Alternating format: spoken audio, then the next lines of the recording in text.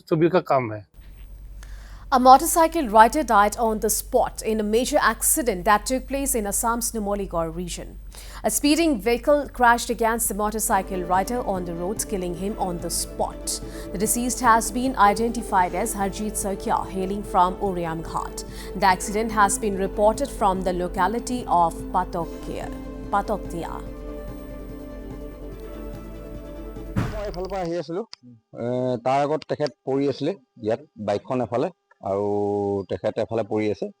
তাৰপিছত মই অলপ আগত গৈ ৰখালোঁ মোৰ বন্ধু প্ৰণৱক মই ফোন কৰিলোঁ যে এনেকুৱা মানুহজন ইয়াত পৰি আছে তাৰপিছত কোনোবা গাড়ী চাগে আচলতে কিবা হানি বিঘিনি কৰি থৈ গ'ল মানুহজন কিন্তু গম নাপাওঁ কিমান বয়স তেখেতৰ ধৰি লওক 40-41 এনেকুৱা হ'ব লাগে আনতাত তেনেকুৱা কোনফালৰ পৰা আহি আছে সেইটোৱে মই ধৰিব নোৱাৰিলোঁ কথাটো কাৰণ বাইকখন যেনেকৈ ধৰণৰ পৰি আছিলে কোনফালৰ পৰা আহিছিলে আমি আচলতে সেইটো মানে ধৰিব নোৱাৰিলোঁ তাৰপৰা কোন আৰক্ষী আহিলে নে আৰক্ষী আহিলে আৰক্ষী এতিয়া তেওঁক লৈ গৈছে তেওঁ এতিয়া ঢুকাইছে নেকি সেইটো আমি নাজানো সেইটো আৰু ডক্টৰে ক'ব